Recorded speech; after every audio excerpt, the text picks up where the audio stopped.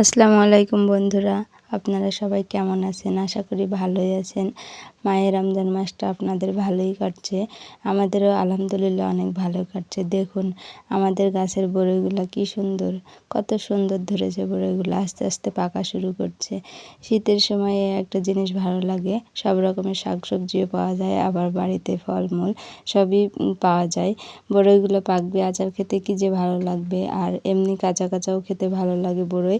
আমাদের বাড়িতে আল্লাহ দিলে 2 রকমের বড়ই গাছই আছে, বড় বড়ই আছে, ছোট বড়ই আছে, মিষ্টি বড়ই, টক বড়ই। যার যেটা ভালো লাগে সে সেটাই খেতে পারবে। বড় বড়ইগুলো অনেকের পছন্দ, কারো আবার টক বড়ই পছন্দ। তো আমার শ্বশুর আব্বু আবার 2 রকমের বড়ই লাগাইছে। যাই হোক, আমার শ্বশুর আব্বাকে অনেক ধন্যবাদ। আপনারা কেউ যদি বড়ই খেতে চান, আপনাদের দাওয়াত থাকলো, আপনারা চলে আসবেন আমাদের বাড়িতে বড়ই খেতে। দেখুন কত বড়ই ধরেছে, থোকায় থোকায় বড়ই, মাশাল্লাহ। সবাই মাশাল্লাহ বলবেন। দেখুন কত সুন্দর বড়ইগুলা।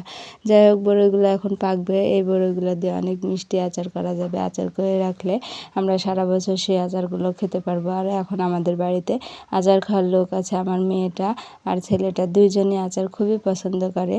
তো সবাই আমাদের ভিডিওগুলো লাইক, কমেন্ট, শেয়ার করবেন, আমাদের পাশে থাকবেন, আমাদের নতুন নতুন ভিডিও বানাতে উৎসাহ করবেন, আর আমাদের পাশে থাকবেন, লাইক দিয়েন, শেয়ার করেন। ধন্যবাদ সবাইকে।